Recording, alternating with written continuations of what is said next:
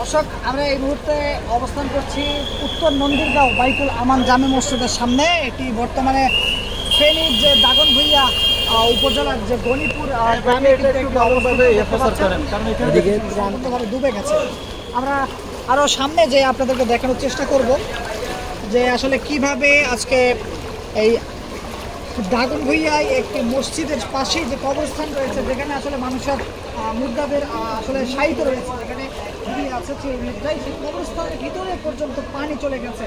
বুঝতে পারছেন আসলে ঠিক কিরূপ অবস্থা। এখানে দেখতে পাচ্ছেন চারিদিকে বন্যায় প্লাবিত একটি অবস্থা, সব জায়গায় কিন্তু খালি পানি আর পানি। পানি নগরীতে পরিণত হয়েছে এই রাজাপুর দাগনভূঞা ফেনী।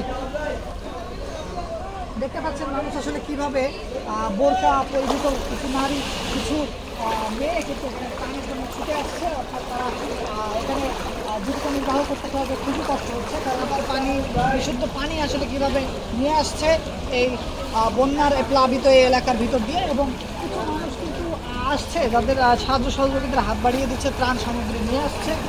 তারাও আপনারা দেখতে পাচ্ছেন আমরা বর্তমানে রাজাপুর দাগনভূঞা ফেনীতে আছি। এখানে আসলে বন্যায় প্লাবিত হয়ে ফেনীর এই মানুষ এখানে থেকে জানিয়েছেন যে খাওয়া দাওয়া এবং বসবাস করতে তাদের খুবই কিন্তু কষ্ট হচ্ছে। তাদের বাড়িঘর সম্পূর্ণভাবে ডুবে গেছে মন্দিরগাঁও এর জায়গাটিতে, এবং তারা খুবই কষ্টে আছে। খাবার দাবারের খুবই সমস্যা। কেউ এসে হয়তো ত্রাণ দিলে হয়তো খাওয়া দাওয়া হচ্ছে না, হয়তো খাওয়া দাওয়া হচ্ছে না।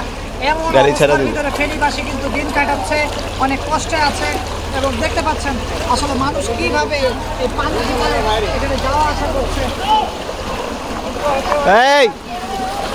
দেখতে পাচ্ছেন কিভাবে মানুষ নৌকায় করে যাওয়া আসা করছে। নৌকা ছাড়া তাদের এখন যাওয়ার কোনো গতি নেই।